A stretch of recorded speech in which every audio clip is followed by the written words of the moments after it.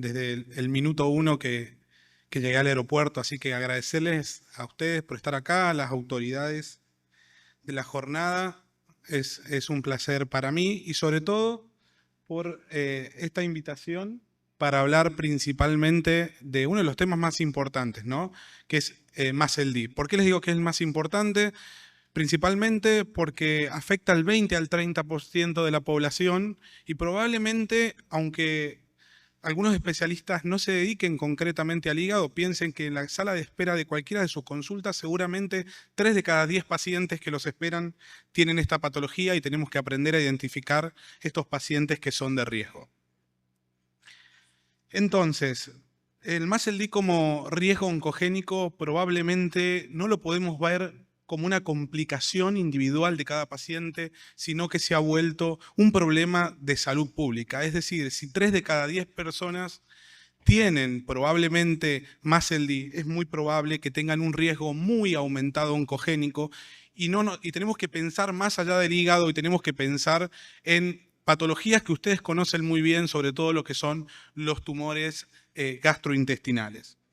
Entonces, cuando miramos la prevalencia de Muscle D, nos vamos a encontrar con este gráfico que está acá, que como ustedes pueden ver, tiene distintos colores porque va cambiando la prevalencia a nivel mundial. Sin duda, no podemos compararnos con Estados Unidos, por suerte, donde vemos que hay una muy alta prevalencia, pero cuando se fijan, vemos que hacia abajo de Estados Unidos no estamos a salvo y si bien hay variaciones, en promedio, como les decía, el 30% de la población tiene Muscle D. Y esto también está muy dado por esto, por un polimorfismo genético que se llama PNPLA3, que está incluso en muchos países, hay muchos estudios que han mostrado una alta prevalencia. Este polimorfismo, como vamos a ver, genético, no solo que nos predispone a tener Muscle D, sino que predispone a formas más graves de la enfermedad. Ahora, cada vez que veo este gráfico a mí me asusta un poco. Algunos dirían que me pongo contento porque voy a tener más trabajo, pero no, la verdad me preocupa bastante. Porque vemos que en los últimos años, cuando vemos cómo se ha incrementado la prevalencia de Muscle D desde el año 1990 hacia adelante, es bastante preocupante. Y cuando ven ustedes la proyección en el 2050 en Latinoamérica, probablemente alcance el 48 al 100%. Así que con esto creo que está justificada cada una de mis palabras acá. Cuando miramos la prevalencia, decimos, está bien, sabemos que el 30% de los pacientes tienen Muscle D, pero si vemos determinados grupos de riesgo, fíjense cómo aumenta. Pacientes con dislipemia, el 20 al 60% tienen Muscle D. Una de las poblaciones más importantes para nosotros es la diabetes. Fíjense, 70% de los pacientes con diabetes tienen esteatosis. Y ni hablar cuando vemos los pacientes con obesidad que alcanza el 90%. ¿Cuál es la importancia de esto? No solo que los pacientes tienen más riesgo de tener esteatosis, sino que tienen riesgo de tener formas más graves de la enfermedad como la evolución hacia la cirrosis. Ahora, ¿depende solo de las comorbilidades que tiene el paciente? No, sin duda que la raza y la etnia es muy importante. Y como pueden ver acá en este gráfico, los pacientes hispanos tienen mayor riesgo de esteatosis que el resto de otras poblaciones. Y no solo que tienen más riesgo ser hispano, no solamente tiene más riesgo de esteatosis, sino como ven acá, tiene riesgo de formas más graves de la enfermedad y probablemente mayor prevalencia de ya fibrosis avanzada en el hígado. Ahora, creo y me hago cargo de esto, tenemos una teoría, los hepatólogos, bastante hepatocentrista, esta es una palabra que me inventé para esto, pero donde creemos que solamente el Muscle D o la esteatosis tiene que ver con el daño que se genera en el hígado. Y cuando ustedes miran acá, esta es la cantidad, es la mortalidad de la población y cuando uno analiza ve causas cardiovasculares, cánceres hepáticos y no hepáticos, respiratorios, distinta mortalidad por distintas circunstancias y como ven acá, cuando miramos esta mortalidad en los pacientes Muscle D es mucho más alto. Fíjense que la causa tanto cardiovascular, la muerte cardiovascular como la muerte por alguna situación oncológica es mucho más alta en los pacientes que tienen Muscle D. Y acá viene esta famosa frase muy conocida que dice, tenemos el elefante en la habitación, the elephant in the room. Es decir, tenemos un problema mucho más grande que el hígado de lo que pensamos y no lo estamos viendo. Ahora, Muscle D sin duda es una enfermedad multisistémica, ¿no? Cuando ustedes vemos esto, no podemos pensar absolutamente en decir que es una enfermedad hepática, sino como vemos acá, la enfermedad por MASLD tiene en su fisiopatología una formación de citoquina, es múltiple la fisiopatología, pero principalmente tiene una formación de citoquinas proinflamatorias, que esto impacta de forma directa en múltiples órganos. Sin duda, el que más nos interesa es el corazón, porque es la principal causa de muerte en los pacientes MASLD, pero como van a ver, puede afectar el riñón, puede generar apnea obstructiva de sueño, puede generar cánceres gastrointestinales, problemas tiroideos, ovario poliquístico, es decir, y podemos seguir hablando de otras asociaciones que se dan por la inflamación sistémica de nuestros pacientes. Entonces, ¿cuál es el principal factor pronóstico? El MASLD, sin duda, es la fibrosis hepática. Como ustedes ven en este gráfico que está acá, esto pertenece a fibrosis grado 1, 2, 3, 4.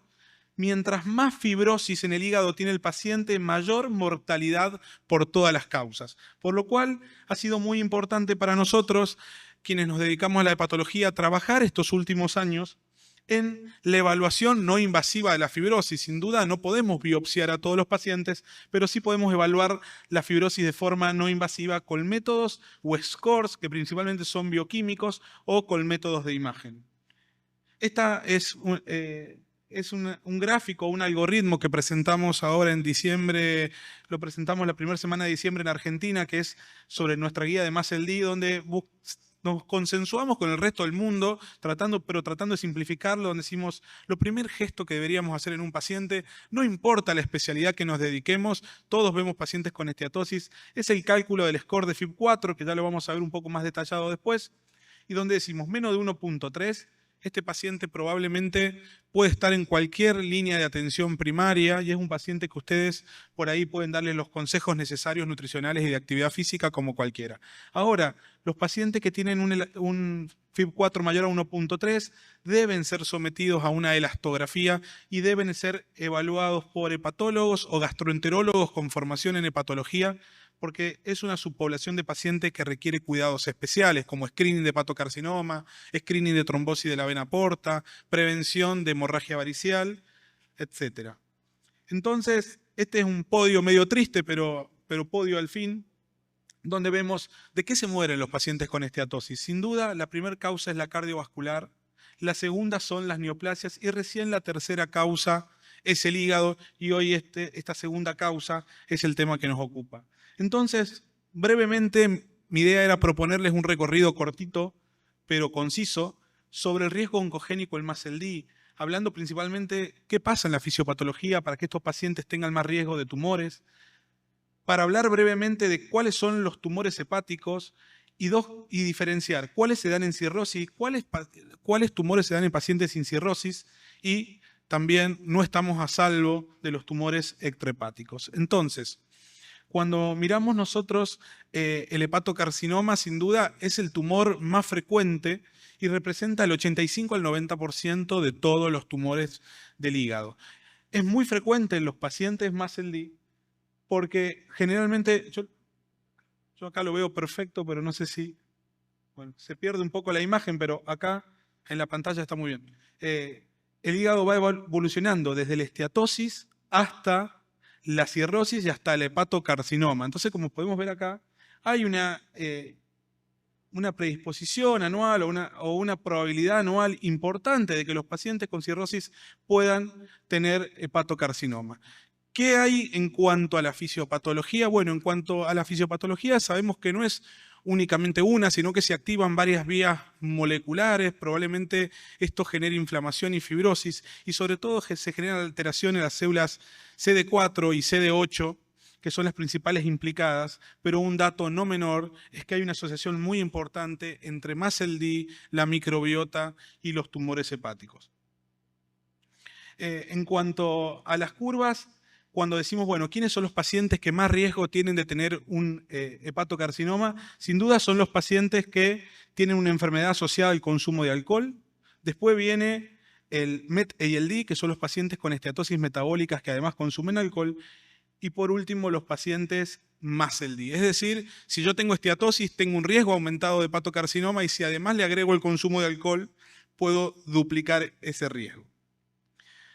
Con respecto a este gráfico que está acá, uno puede decir, bueno, evaluemos los pacientes que tienen hepatocarcinoma por sus distintas causas. Entonces, cuando dice uno, por ejemplo, si tomamos el 100% de los hepatocarcinomas, vamos a ver que el 91% se da en pacientes con cirrosis y solo el 8% de los pacientes se generó el hepatocarcinoma sin cirrosis. Ahora, fíjense la situación del MASLD. Cuando tomamos el 100% de los hepatocarcinomas, hasta el 34% de los pacientes con hepatocarcinoma no tenía cirrosis. Es decir, eso es el primer concepto importante a transmitirles, es decir, puedo tener hepatocarcinoma aún sin tener cirrosis.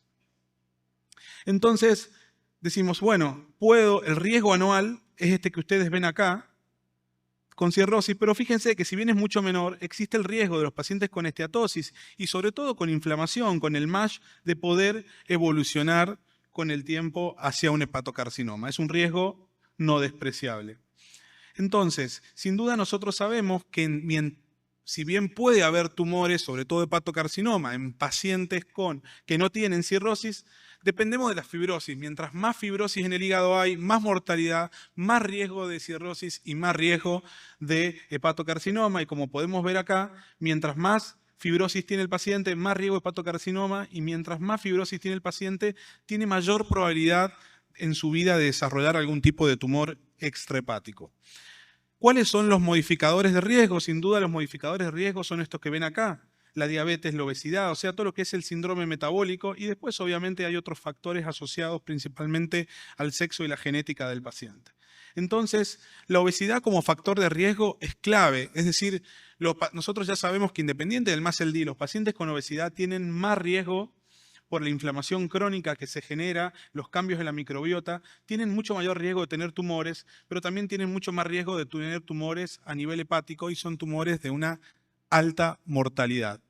Entonces, fíjense, el índice de masa corporal mayor a 30 duplica el riesgo de hepatocarcinoma y el índice de masa corporal mayor a 45 incluso puede hasta cuadruplicar el riesgo de tumores hepáticos. ¿Qué pasa con la diabetes? Con la diabetes pasa lo mismo. La presión y la duración de la diabetes determinan el riesgo de que estos pacientes desarrollen hepatocarcinoma y como podemos ver acá, si comparamos pacientes con diabetes o sin diabetes, los pacientes con diabetes tienen más riesgo de esteatosis, como vimos, y más riesgo de evolucionar a cirrosis y mucho mayor riesgo de evolucionar hacia hepatocarcinoma. Entonces la diabetes duplica el riesgo de tener hepatocarcinoma y ni hablar si tengo todos los componentes del síndrome metabólico, quintuplica el riesgo. Lo mismo pasa por el tabaquismo, por eso es muy importante para nosotros desaconsejar el tabaco. Hoy estamos hablando de esteatosis, pero esto aplica para todas las enfermedades del hígado, porque cuando uno mira, dice, la nicotina, los radicales libres, los aldehídos, los hidrocarburos, todos generan estrés oxidativo en el tejido hepático, generan cambios moleculares que terminan activando las células de Kupffer, y esto activa células estrelladas y genera fibrosis hepática. Es decir, que el tabaquismo, independientemente del MASLD, es una causa de fibrosis hepática y ni hablar en un paciente que ya tiene una hepatopatía. Ahora, con el consumo de alcohol pasa lo mismo, es decir, no es lo mismo la esteatosis que la esteatosis con consumo de alcohol. No voy a entrar mucho en este gráfico porque lo vamos a ver en la próxima charla, pero los pacientes que tienen esteatosis y mayor consumo de alcohol, sin duda también tienen más riesgo de hepatocarcinoma que aquellos pacientes con esteatosis que no toman alcohol. Con respecto al riesgo genético, fíjense que tiene su propio riesgo genético, principalmente el riesgo genético está dado en estos polimorfismos, sobre todo el PNP-LA3, que como habíamos visto cambiaba en distintos lugares del mundo, y donde vemos que el gen PNP-LA3 exige actividad de lipasa contra los triglicéridos en los hepatocitos. Entonces, si yo tengo una mutación, lo que hace el hígado automáticamente es empezar a juntar estos triglicéridos intrahepáticos que van a determinar que se depositen más triglicéridos en el hígado. Esto es más esteatosis, más probabilidad de fibrosis y más probabilidad de hepatocarcinoma. Prevención de hepatocarcinoma, la verdad que hay un montón de estudios, la idea no era aburrirlos mostrándoles estudios, pero seguramente que si toman la literatura se van a dar cuenta de que hay un montón de estudios que hablan que las estatinas podrían tener un rol protector en el desarrollo de hepatocarcinoma.